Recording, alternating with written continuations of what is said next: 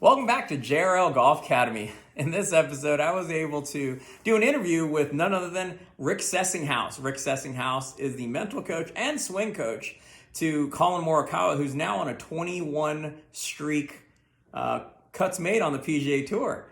He talks about junior development. That's why I had my own little guy in here. He did a great segment on how people learn how to bring up juniors and a whole host of other topics that we went over. So I hope you enjoyed this episode of JRL Golf Academy. Yeah, and again, we have preferences as coaches of how we deliver our communication. So I've done some stuff for PGA and Canadian PGA of how, as coaches, how we can maybe clean up our communication better. We tend to have preferences. So when I early on in coaching, I was a very visual coach. So I'm using video a ton and I'm showing, side by sides and stuff like that, because that's what helped me learn. Yeah. Okay. Now, some people don't like that. Yeah. I had kinesthetic learners. Totally. I had a musician learner say, please do not show me video. But we found that tempo was obviously a very important thing for this musician. So we worked on a lot of auditory type stuff.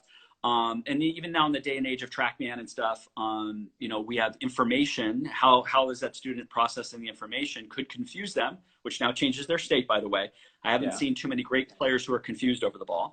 And so we're trying to, as coaches, we're trying to have them gain clarity. And again, it goes back to when I do a lot of post-shot routines, I have them understand, hey, what did the ball do? Oh, my ball started 10 yards right at target. It now hooked back 30 yards left to target. Okay, what do you think the club was doing at impact? Now, if they can't answer that, right, it's hard to go other routes because they don't even have the baseline of ball flight loss. Yeah. But let's say they give us a correct understanding of path and club face. Now you go, Then I go a little bit into mental stuff, right? It's like, and this is just a shot that's hit on the range. I go, how did you feel over that shot? Now feel is a kind of a vague word, I know. Yeah. Because then maybe to that learner, it's like, I don't know, I just didn't feel good over the ball. I didn't, you get a lot of feel players, which is challenging for me to coach. I'll be honest with you, because I have to interpret what their feel is. It's hard. If I'm stepping into their body, and that's challenging. So I have to ask a ton of questions. But I think that's part of this ownership, part of being, the student needs to be more involved in it, not just, I'll just do whatever the coach says. It's like, no, I think you and I both want to get challenged in lessons. I think you want somebody to come up and say, hey, I saw this, or I don't think. I go, great, let's talk, because then I know we're gonna get more clarity about what is going on. Yeah. I couldn't agree more. When both sides of the party are talking and trying to make something versus just one side just kind of taking it always. I know what you mean by that. Right. From the coaching perspective, I mean, that was great talking about, trying. And I wanted, that's what I wanted to go over with you was that skill of being able to communicate to people, right? That's the skill that I think is really difficult to teach a teacher, even. You know what I mean?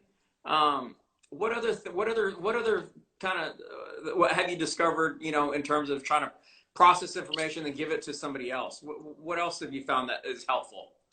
Yeah. So what flipped for me, like I said, the first 10 years, I had a lot of information, and I would just spew information at somebody. And that communication is the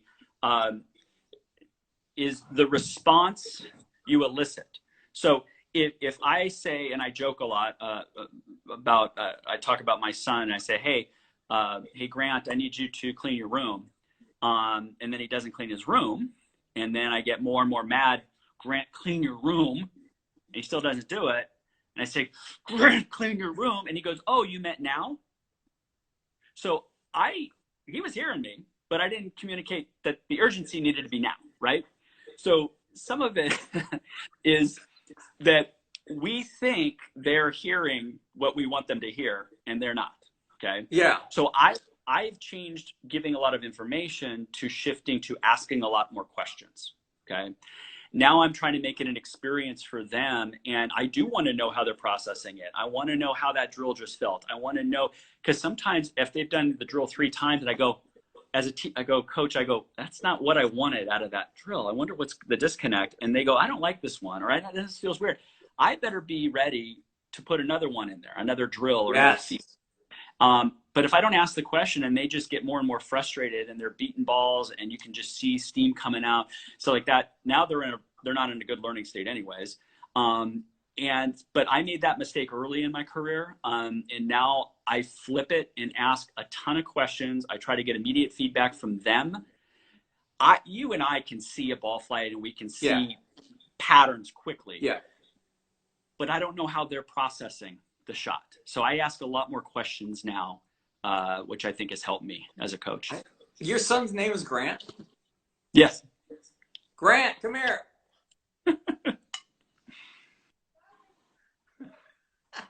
I think this is perfect. Come here, buddy. I didn't know your son's name was Grant. Yeah, great name, right? Here, this is my son. His name's Grant.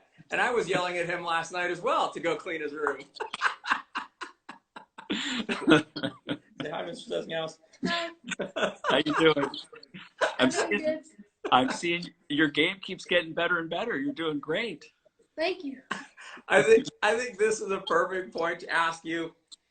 So what you know now, we've kind of gone about. We've talked a lot about it. But how would you bring up a player today with what you know versus say 10 years ago, especially a junior? That's why I'm bringing him in, and I want you to listen to Mr. Rick.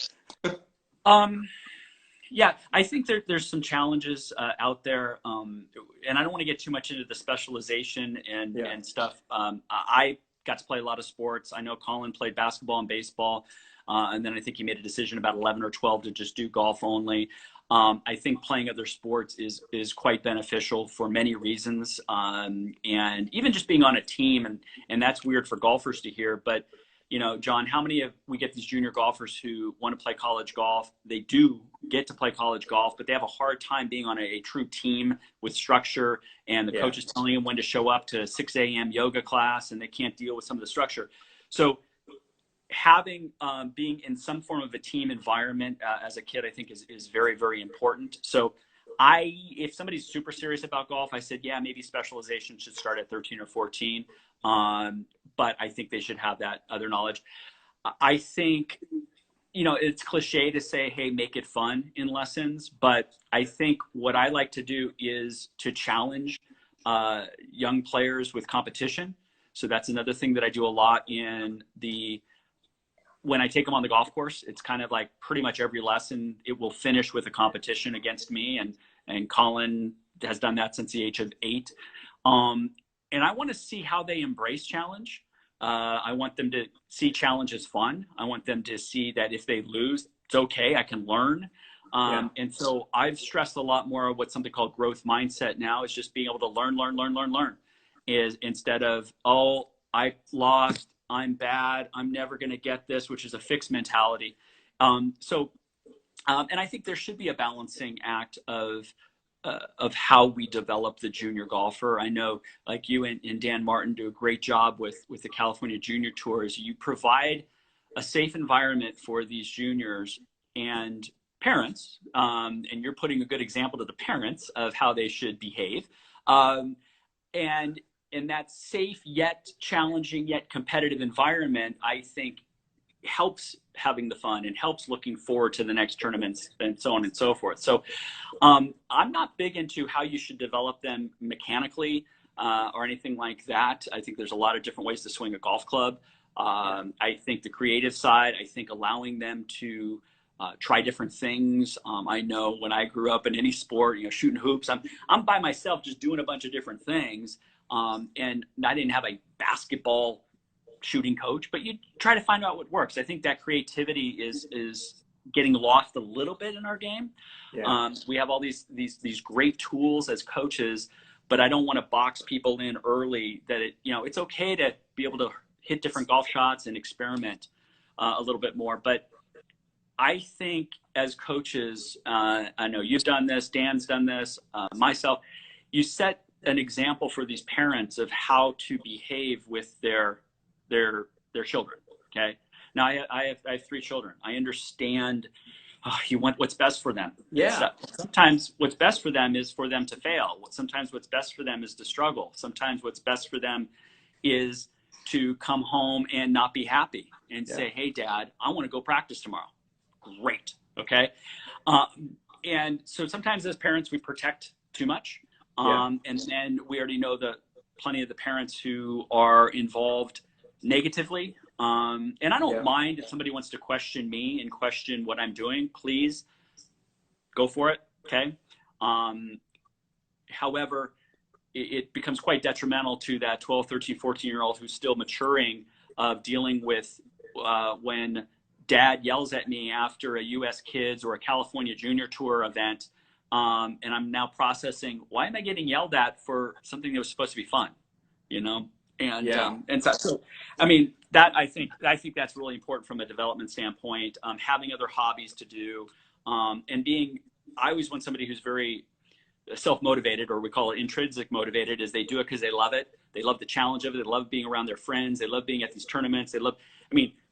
That in the long haul is going to be much better than I need to win this next tournament. And my parents want me to have a college scholarship and stuff like that. Those extrinsic reasons don't last very long. And so we want to balance that out a little bit, but that's, we could talk a long time about junior development, but that's kind of my snapshot there. That's obviously near and dear to both of our hearts. That's why, I kind of wanted to get your take on it and make sure that we're doing it right. With him, it's kind of interesting, Dan and I, we started a tour together, and I hardly see this kid play, and it's just at the end of the day, like, I go, hey dude, how'd you do? You have fun? That's about, I might catch 1 or 2 shots when I'm doing rules officiating, but that's about it, man. It's right. Just kind of let him figure it out. Like you said about, he's made a lot of mistakes. He's come back. He's been playing a couple of years now. And, I can remember taking him to the drive, chip, and putt. And he'd only been playing golf for maybe I wouldn't even say a month. And I put him in that drive, chip, and putt. You remember that? Yeah. What happened at the drive, chip, and putt at the end? At the end? Yeah. What was your emotions afterwards? Oh yeah, I was crying because I didn't think I did good enough. And I never, the kid had only been playing less than a month, right? But that changed my mind, and Dan changed my mind on this, because I was always about, dude, you don't need to cry over this. But Dan changed my mind on it, and it was solely Dan who said this to me. And he says, it means they care, right? And I didn't really look, he's like, that used to bother me. It really doesn't now. I really see, I'm like, dude, these kids care, Right. They do. And the thing I would be careful of, and this is more for parents, is, are we setting them up for unrealistic expectations? So, and Grant, I don't know what your expectation was for that, but maybe he felt, what's that? I didn't have any. Oh, okay. Just wanted to cry. But as we get older, sometimes we have expectations like, oh, I should break 80 every single time, and I should, and what ends up happening is if we don't meet those expectations, then we sometimes default to some of these emotions. And it's okay to get frustrated. It's okay to get mad. Those are human emotions. I just don't want those always to be a default every time I do poorly at something. But I think we as coaches need to set realistic expectations. Parents, please set realistic expectations. And I want the expectations more to be what I call process goals anyways. So I'm going to give you just a quick way of how I talk to some of my players before they play a tournament. And so I, and don't get mad at me for what I'm going to say next, but so I do mental game consulting for UCLA men's team. So I know you're trying. We're friends, man. We're all good. I love everyone. Grant's laughing. He's like, oh boy. So I get to work with a lot of really good players, and it doesn't matter if it's UCLA, it doesn't matter if it's a junior, it doesn't matter if it's Colin. It might be, okay, I do want to know what your goal is. So, I think some people with the mental game, they say it's not about outcome goals. And I go, okay, but we are keeping score, right? We are putting our score on the scorecard. People will know that what we shot. So let's not say it doesn't matter, because it does, but let's have a healthier relationship with the outcome. But if somebody says, hey, I want to be in the top 10 in this next college tournament, I would go, great. What type of golfer do you need to be to achieve that goal? Now, so I don't let somebody just stop at, oh, I have this really motivating high goal because it sounds good. I want to make sure, do they have a plan to get there? So I want to get the top 10. It's a 54-hole event. I'll say, what do you think you need to shoot? They'll say, hey, I got to shoot 6 under. I go, great. How's the course playing? Hey, it's a narrow golf course. And then we start getting into the weeds with, do they have a strategy for that golf course? Well, it's narrow. I'm going to hit less drivers. I'm going to hit more utility irons. I'm going to hit more controlled fades up there. Now we have a plan.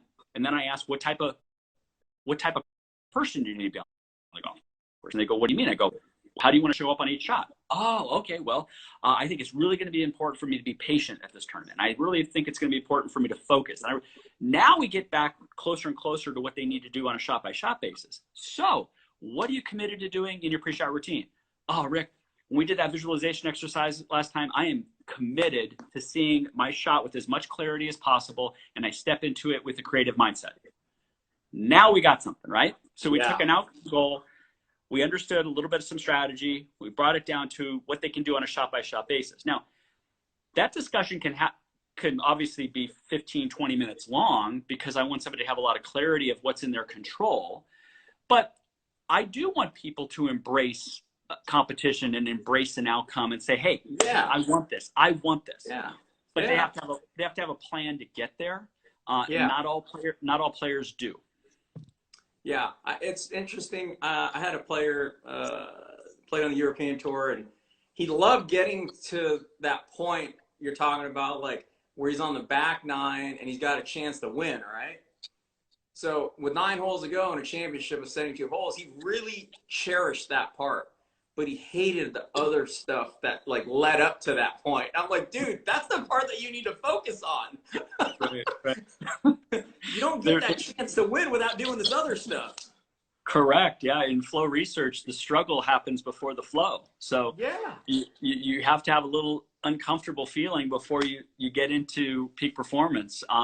But it is, and along those lines, is to embrace the little things, or embrace the things we don't like as much, or embrace the things we're not good at. I mean, I think that sets apart the best of the best, to be honest with you. There's so many talented players out there, but who are going to do the little things that they don't like to do consistently, and it does show up later on. I guarantee it.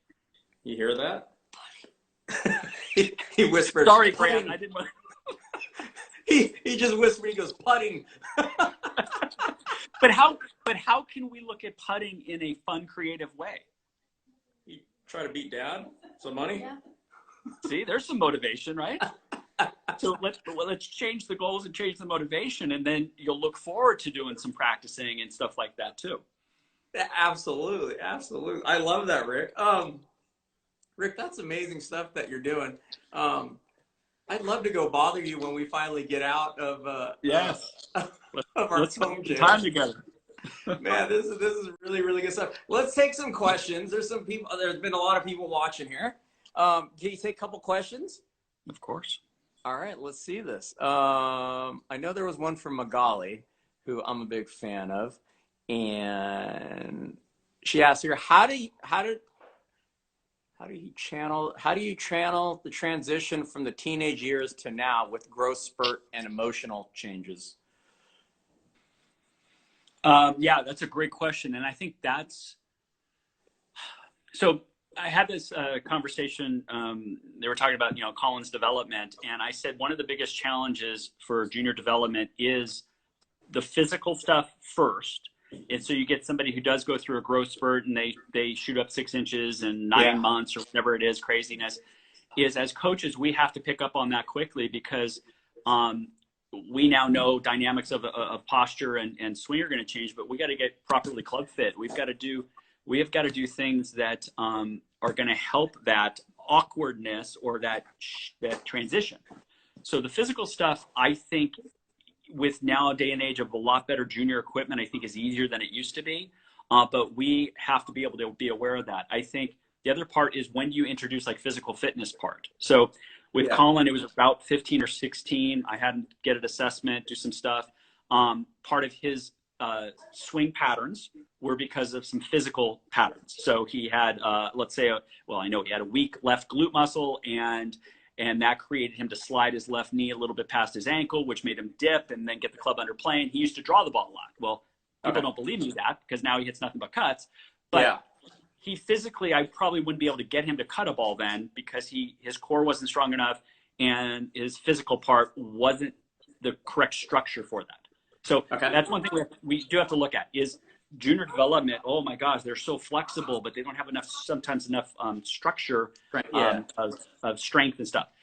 The emotional side is an interesting one, because I think they're going to mirror a lot of what the parents and the coaches do, right? So if we put a lot of pressure on them at 12, 13 to win a California junior event, and then that's everything, and they're only going to be based on results, you're not doing them any service, because it's going to be hard enough if they do play poorly for themselves to deal with it, and now they have to deal with expectations of others. So I think that's part of it, is have realistic expectations as parents. Mine are more behavioral based. So as a parent, I want to make sure, hey, not that we have fun every time we play golf, okay? But did you want to be out there? And did you go through those routines that we talked about? And did you have fun creating golf shots and stuff like that? And were you respectful to your partners and to the scorekeepers and stuff like that? That's the baseline as a parent I want to set, right? Yeah. The result stuff is tricky, because yes, we want our best for our kids, but if we put too much on that, they don't know how to deal with it when they're falling short on that. Okay. But here's the other thing. Let's ask better questions as parents, as coaches, through some of these challenging times, back to like the post round routine or post tournament routine. And I learned this, I think it was from a Johnny Miller interview years ago. And it's been with some of the mental game coaches that I really look up to, is, if you ask your junior 3 questions. So the first one is, okay, did you have fun? And what did you do well, right? So that's going to be under number 1. Did you have fun, and what did you do well? It already puts them in a process to search for good, because we're already negative biased anyway. So, okay, oh Dad, on the 8th hole, I made that 20-foot birdie putt. Oh, that was really cool, right? So I have them in that frame. And then I may say, if I know they're really down on themselves, I say, hey, what do you think led to that great shot? Or, and then I want to of course, reinforce what worked for them. Okay. But then instead of saying, hey, I saw that you 3-putted 3 times on the last, what's wrong with you? Which is sometimes how parents react. Yeah. It would be, what did you learn from today's round? I guarantee you 90% of the juniors will already know they 3-putted 3 times, and they'll tell you. Okay. Yeah. Say, oh gosh, coach, I had some challenges putting. I'm like, I'm not that good at putting, right? And at least they're trying to process it, right? Yeah. We want to give them time to process it. And then the third question is, okay, so what did we learn? And now what are we going to do about it? Okay. What can we really now take this? Oh, the putting. Oh, was it green speed? Oh gosh, you know what? My long putts were all over the place. Hey, what do you think a good drill would be for us to do tomorrow? Oh, that ladder drill that Coach John told me about. Oh, okay, let's go. Now, again, they're taking more ownership for their game. I think it is crucial, and they can start processing things a little bit better than us as parents saying, you did a really bad job with this and this and this and this. It's like, holy moly, right? Yeah. So and we have to give them more credit than, I have 3 kids now. They're 20 years old, 16 and 13. I've been through all the phases. We have to give them some space, that it's okay for them to be frustrated. Yeah. But they know more than you give them. So ask some questions there. Be frustrated, but also then after you chill out, give me a solution, right? Was what you're trying to say. Right. And they may not have it immediately, but I want them to be able to go, oh, well, yeah, I guess my putting wasn't as good as I want. Oh, okay. Well, yeah, it was speed driven. Gosh, and maybe they don't have the answer, but then they're going to text or call you and say, oh, Coach John, I played pretty well the other day, but my putting was off. Can you help me with some putting drills? You'd be, of course, yeah. You remember this one drill we did before? We did this. And then, oh, yeah. Now you're giving them, something to work on. And I joke with people. I said, having hope in this game is important, right? So you're giving people hope, but you want them to create their own hope. Like, yeah, you know what? I could do that. You know what? Right. And this could change. So that's kind of how I would help people with the junior, with development, both physically and emotionally. You know, allow them to mess up sometimes, but have them learn as much as possible. Absolutely. Rick, can we do me a favor? I know you've been so generous with your time. Can we log out real quick? But there's some questions in here that are really good questions. Sure. We just finish up with it. So we'll log out. One of them is going to be, what's the mindset difference between playing to play great versus playing not to suck? Yeah, no, and I'm going to answer that in a slightly different way when people ask me about pressure. Okay. Yeah.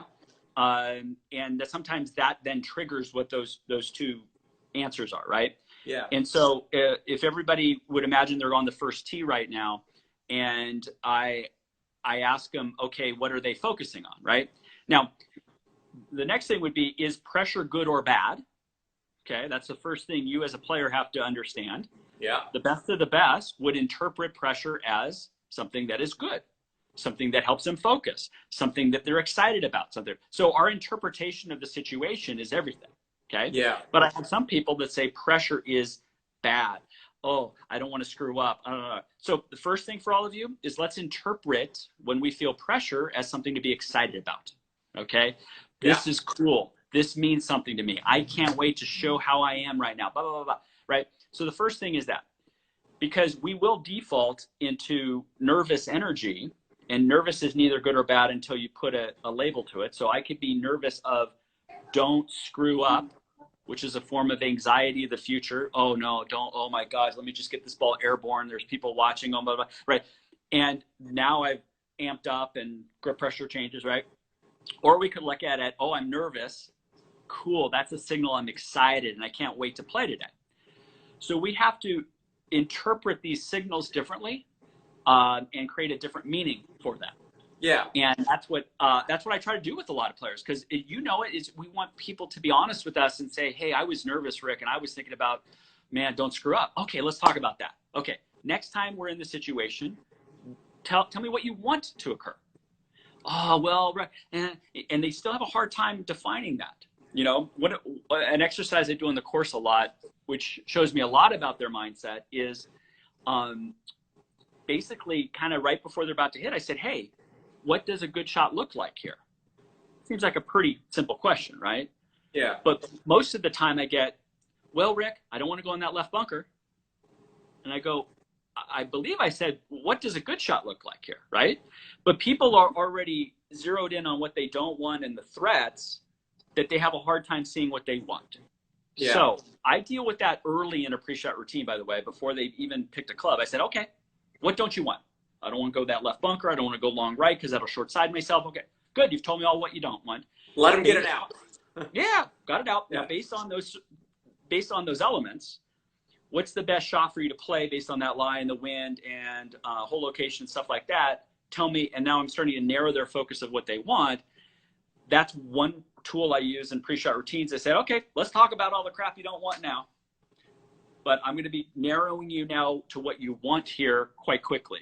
So I think back to the original question, I think it's part mindset of how you interpret the situation. I want somebody to be excited instead of anxious. Now you can be neutral. You could be, yeah, okay, it's a golf shot. That's fine. Okay.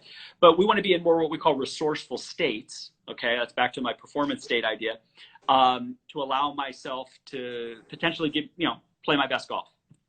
That's awesome there. So let me ask you this. What do you think the difference, and I'm going to use myself as an example here. If I was talking to you now, earlier this year, before all this stuff happened, I was started practicing it because I turned 40 and I just kind of wanted to go play again, just to go show myself, like, hey dude, just that you can still do something. Sure. So I was starting to practice this now, but I did get to a point where I said, you know what, I'm going to have to go peg it up. And I understand, for me, there was different nervousnesses, right? There was the nervousness of being on the final round and having a chance to win, right? That was a nervousness that I knew I had. And back in the day when I would play, I love that nervousness because I knew I was playing well, right? Okay. the nervousness that I had now of like, dude, I got to go peg it up again after like 12 years is like, I know that I could still play, but I know that it's like knowing too much, right? Like I know I can play when I let go, but I know that there's this other avenue, like you were talking about, like I'm like, dude, but I know that when I don't let go, it starts going really bad as well. That's messed up. Yeah. Well, in sports psychology, we call it kind of the arousal zone, right? Is what's the intensity that works best for you? And if there's no intensity, and this is also a flow thing of, if I said, hey, I need you to go break 100 at Angeles, to, whenever it reopens, that wouldn't be a challenging goal for you. You would actually be bored. You wouldn't be at your best. But if I said you got to go shoot 59 there, that challenge may be too great, and that increases in intensity level. But the situation of how intense we start to feel, there's a certain point where it peaks, where it's great for us. We pay attention. We're ready to go. But then if it goes too much, then it falls the other way. So we are trying to get into a sweet spot. There's two things that I want to say on that. One, I'll talk about confidence in a moment. Yeah. But the other thing is perspective. Now, I don't play as much as I used to. Okay, I played I think 7 rounds of golf last year, and 6 of them were with Colin, which is great, right? Yeah. But I joke with him. I said, "This is my U.S. Open, right? I'm playing against Colin. I'm going to get him, right?" And so I want to play well, okay? But I think what you and I'm 49 years old, we have different perspective now than we did when we were playing college golf in a much healthier way. Yes. Right? You've got a great family, you've got a great career, and that round of golf is put into a different perspective than it was when we had to shoot whatever it was, right? So I think that's a good benefit, right? Is let's put our perspective out there. Yeah. And then, we want to play well. Let's admit it. We want to play well. Yeah. But the confidence part is an interesting one for someone who hasn't played as much lately, but obviously was highly skilled like you were and are. Where does confidence come from for you then, right now? That's a heck of a question. I mean, I can't say it's coming from practice,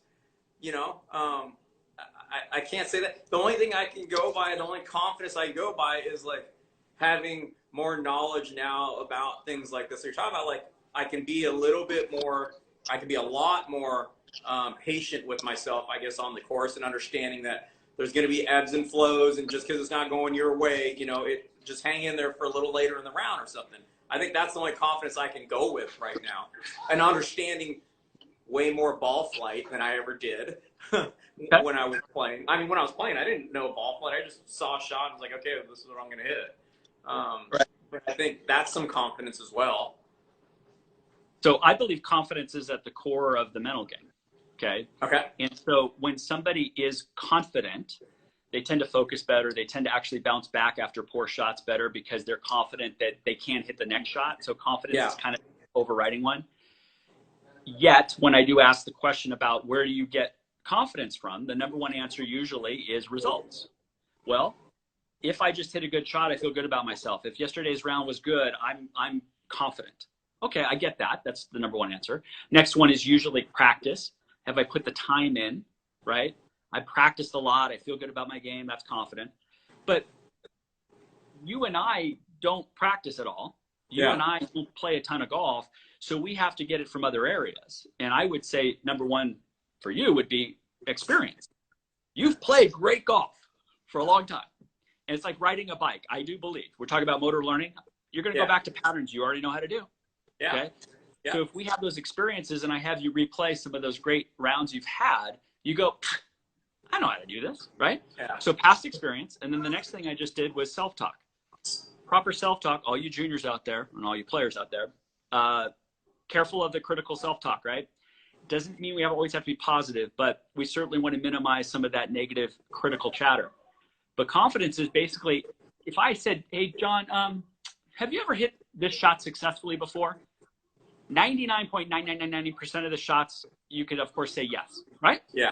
Yeah. So you frame questions to help the confidence, and then also the self-talk can help that. And then we know, working with juniors, posture, how you carry yourself, eyes up, I'm going to walk like Tiger to the first tee. Right? Those things can help our confidence also.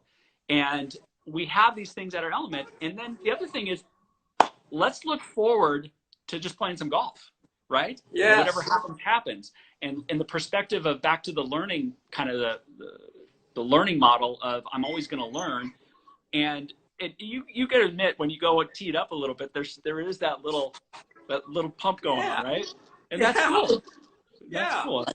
And we want it more often because we don't get to play much, but I think it's trying to frame everything in a positive light, or a neutral way, so our mind doesn't get critical too quickly, or who am I to think that it's like, who am I to think? Yeah, you can play really good golf. I know I can play really good golf. Yeah. But it's fun. It's interesting how the mindset does shift sometimes quickly. Yeah, it does.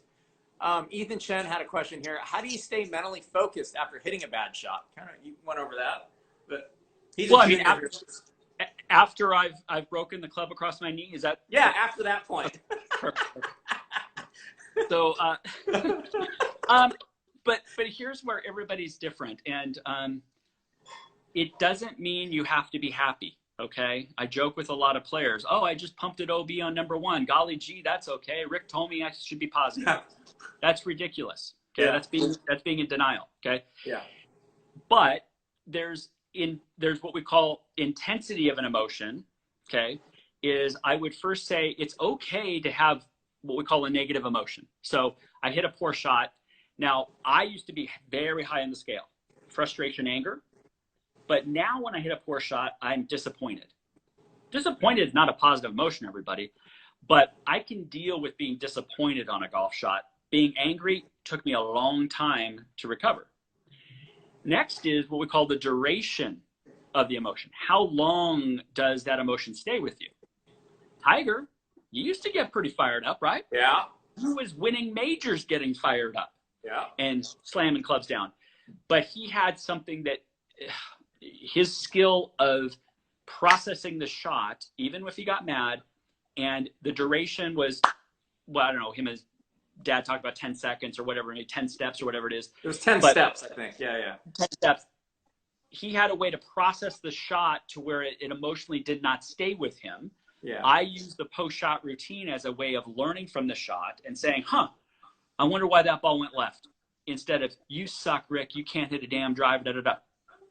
The shot went left. I'm trying to process it, but I'm not being self-critical. And it's like, oh, I wonder why it went left. Was I committed to the shot? Yeah, I was. Dang it. Flip those hands through again. Swing down the line next time. Yeah. I still got to go find that ball in the trees. Yeah. But I'm in a learning mode instead of a critical mode. So you're trying to be more factual right after the shot. Exactly. So that's actually a drill I do with people is I want them to, on the range, tell me factually what happened. And it's hard for them.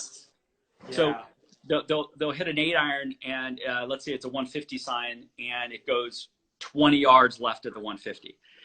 And I say, tell me factually. Now it's hard for them at first because they want to give me an opinion. That shot sucked. That shot's horrible. That I go, no. That's not a fact. That's an opinion. Yeah. But if you said, hey, Rick, that ball started 5 feet right of the 0 in the 150 and it drew back 20 yards left of it with a mid trajectory, that's a fact. Okay. Yeah. So it's easier to be neutral with facts than with opinions. Right. When people have opinions, there's an emotion behind it. I guarantee it. But can we sit back and detach a little bit and get a fact on that and go, that ball went 20 yards left. That was not my intention. I wonder why. Now I'm becoming more of a problem solver than just an emotional, see, there I go again. I can't hit a damn green with an 8-iron. And the self-talk goes sideways. Hey guys, all my students that are in here, expect a lot of questions when we get back to the range when we're doing lessons. Just saying. Bobby Laskin. Here's another Bruin that I love and I get along just fine with. Do you think having a college team practice the same? Do you think having a college team practice the same way? If you were a college coach, how would you coach a team during practice? Great question, Bobby. Really good question. And I have this becomes a challenge with, and Bobby teaches so many great players. Yes. Where the junior golfer goes into a college setting and now they're told how to practice, and it actually may not be beneficial for them, right?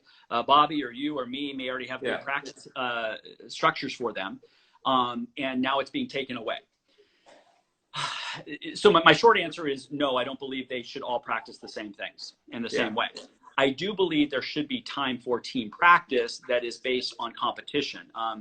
Colin and I did a podcast the other day, and he says the thing he misses most about college golf was the actual practice of competition with his team, not necessarily structured practice, but knowing that his chipping got better because he could compete with his buddies and trash talk and put pressure on it. So I still think there has to be some team setting for team bonding and competition and pushing each other. But as we now know, everybody's players have different strengths and weaknesses. If I got Colin, who is a great iron player, and yet everybody else on the team's not, and he's supposed to now go practice his irons when he needs to be practicing 10-footers, there's a disconnect, I think, from a coaching staff on that. We have to know better, not only what the strengths and weaknesses are, we have better data collection now, but how they like to practice. Some guys are they want to be around other guys. I know there's some guys on UCLA, they're very personality plus, and they need to be around that energy. And then other guys need to be with their AirPods in, corner of the range, leave me alone.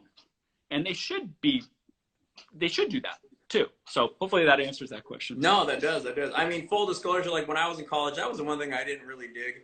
Because we had those kind of practices when I was in college, and it was like everybody, you know, we had a circuit station routine, whatever, and everybody's going to go do the same thing and stuff like that. And I don't think it was beneficial. And so what Colin was saying, I thought that was the part we loved most, is like after practice when we were trying to beat each other's brains. And I think that was where the most learning happened, really. Definitely.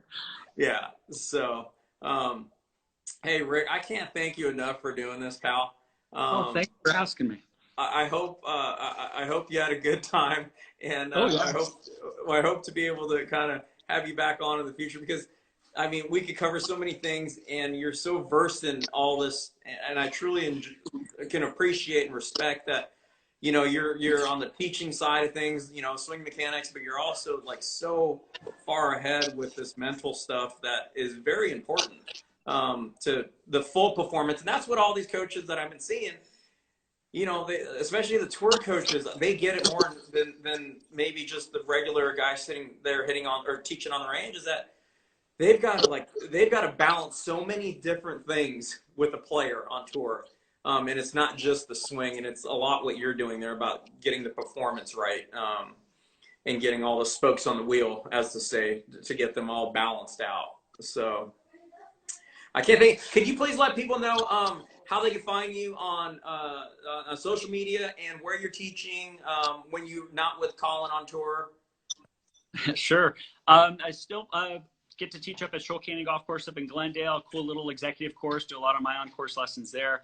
I have access to an indoor facility in Burbank that has TrackMan and stuff, and I use that in a different way than normal TrackMan stuff, but it's fun to put people in simulations with winds and stuff like that in that. And I don't do a ton on social media. Hopefully that's going to change soon, but you can find me at my full name, Rick Sessinghaus, and that last part of that is Haus, and I'm on most of those platforms, but appreciate you allowing me to share. No problem. Hey, C. Allen here asked, give me one book to read on the mental game, please. Well, okay. Can I be biased and say yes, my book? Yes, go. That's what this is for, man. I'm trying to help out all my bros. So I wrote a book called Golf: The Ultimate Mind Game now 13, 14 years ago. I'm writing another book right now. But honestly, I'm proud of it. It's a good intermediate book on the mental game. Just, you know, right to the point type of stuff. There's so many good books out there. I mean, I love all the Vision 54 books with Pia and Lynn, some great stuff about, I'm very much into developing the person also. I think one of my mentors was Dr. Patrick Cohn, who's in Orlando. He's written some really good books. Obviously Rotella. There's a ton of stuff out there, and I'm glad it's growing, and there's some good stuff on the horizon too. That's awesome, man. I'll be looking out for that book. And if you guys that have all come in here that are Rick Frith, I'm John Ray Leary. I'm the Director of Instruction over at Angeles National Golf Club here in Los Angeles. And I refer a lot of my clients over to Rick as well to do all the on-course stuff. He's phenomenal. So with that, again, thanks, Rick, for your time. And I look forward to seeing you again, buddy. Awesome. Take care. All right. Thanks, Rick. Thanks for watching, everybody, the JRL Golf Academy. Please make sure to link and comment down below. Make sure you subscribe and turn on that little bell for notifications. And we look forward to seeing you on the next JRL Golf Academy.